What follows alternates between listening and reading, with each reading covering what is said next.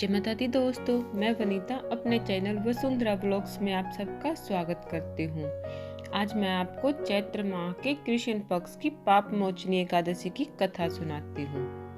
धर्मराज युधिष्ठिर बोले, हे भगवान, मैंने फागुन माह के शुक्ल पक्ष की एकादशी का महात्म्य सुना। अब आप चैत्र माह के कृष्ण पक्ष की एकादशी के बारे में बतलाइए।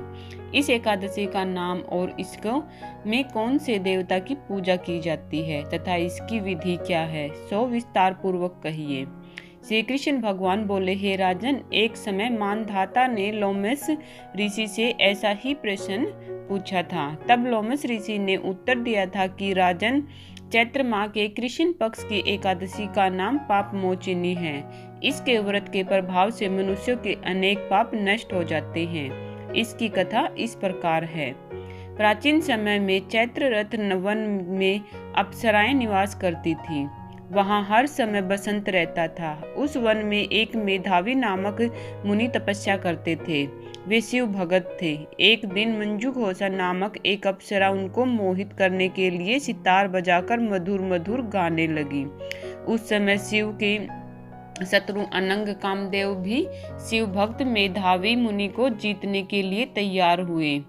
कामदेव ने उस सुंदर अप्सरा के भुरु को धनुष बनाया, कटाक्ष को उसकी डोरी बनाया, उसके नेत्रों को उसने संकेत बनाया और कूचों को कूरी बनाया। उसने मंजू घोषा अप्सरा को सेनापति बनाया। इस तरह कामदेव अपने शत्रु भक्त को जीतने को तैयार हुआ। इस समय मेधावी मुनि भी युवा तथा हष्ट पुष्ट थे। उन्होंने यज्ञोपवीत तथा दंड धारण कर रखा था। उस मुनि को देखकर मंजू घोषा ने धीरे धीरे मधुर वाणी से वीणा पर गाना शुरू किया। मेधावी मुनि भी मंजू घोषा के मधुर गान पर तथा उसके सौंदर्य पर मोहित हो गए। वह अप्सरा उस मुनि को कामदेव से पीड़ित जानकर आलिंगन करने लगी।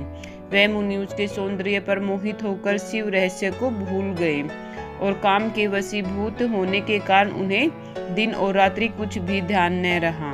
एक दिन मंजू घोषा उस मुनि से बोली, हे मुनि, अब मुझे बहुत समय हो गया है, मुझे स्वर्ग जाने की आज्ञा दीजिए। उस अप्सरा के ऐसे वचनों को सुनकर मुनि बोले, हे सुंदरी, तू तो आज इस संध्या को आई है, अभी प्रातःकाल तक ठहरो। मुनि के वचनों को सुनकर वह उनके रमण करने लगी और बहुत समय बीता गया। फिर उसने मुनि से कहा, हे मुनिदेव, अब आप मुझे स्वर्ग जाने की आज्ञा दीजिए। मुनि बोले, अरे अभी तो कुछ भी समय नहीं हुआ है, अभी कुछ देर और ठहर। इस पर वह अप्सरा बोली, हे मुनि, आपकी रात्रि तो बहुत लंबी है, अब आप सोचिए कि मुझे आपके पास आए कितना समय हो गया है। उस अप्सरा के वचनों को सुनकर मुनि को ज्ञान प्राप्त हो गया और उस समय का विचार करने लगे। जब रमण करने के समय का प्रमाण 57 साल 7 माह और 3 दिन ज्ञात हुआ तो वह उस अप्सरा को काल का रूप समझने लगे। वह महान क्रोधित हुए और तप का नाश करने वाली उस अप्सरा की तरफ देखने लगे। उनके अधर कांपने लगे और इंद्रियां व्याकुल होने लगी। तब मुनि उस अप्सरा से बोले, हे दुष्टा, मेरे तप को नष्ट करने वाली, अब तू मेरे श्राप से पिशाचिनी हो जा। तू महान पापिनी और दुराचारिणी है, तुझे धिक्कार है। उस मुनि के श्राप से वह पिशाचिनी हो गई। तब वह बोली, हे मुनि, अब मुझ पर क्रोध को त्याग कर प्रसन्न हो जाइए और इस श्राप का निवारण कीजिए। तब मुनि को कुछ शांति मिली और वह पिशाचिनी से बोला, रे दुष्टा, मैं तुझे श्राप से छूटने का उपाय बतलाता हूँ। चैत्र माह के कृष्ण पक्ष की एकादशी है, उसका नाम पाप मोचिनी है। उस एकादशी का व्रत करने से तेरी पिशाचिनी की देह छूट जाएगी। इस प्रकार मुनि ने उसको समस्त विधि आदि बतला दी और अपने पिता चैवन ऋषि के पास गए। चैवन ऋषि अपने पुत्र को देखकर बोले, रे पुत्र, तूने यह क्या किया?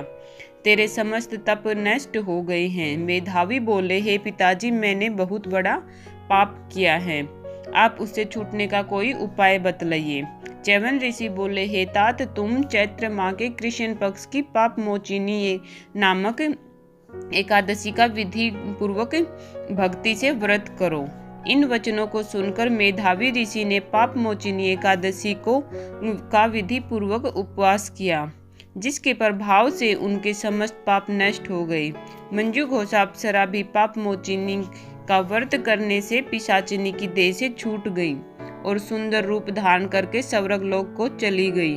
लोमेश ऋषि, हे राजन, इस पाप मोचिनी एकादशी के प्रभाव से सब पाप नष्ट हो जाते हैं। इस एकादशी कथा के श्रवण करने व एवं पढ़ने से 1000 गोदान का फल मिलता है। इस व्रत के करने से ब्रह्म हत्या करने वाले, अगम्बागमन करने वाले आदि के पाप नष्ट हो जाते हैं और अंत में स्वर्ग को जाते हैं।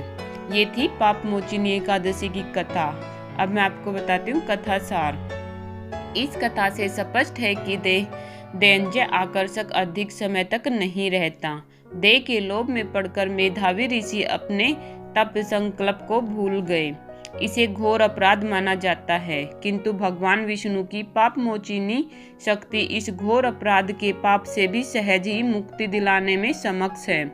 जो प्राणी सद्कर्मों का संकल्प करने के बाद में लोभ, लालच और भोग विलास के वशीभूत होकर अपने संकल्प से गिर जाते हैं, वे घोर नरक के अपराधी होते हैं।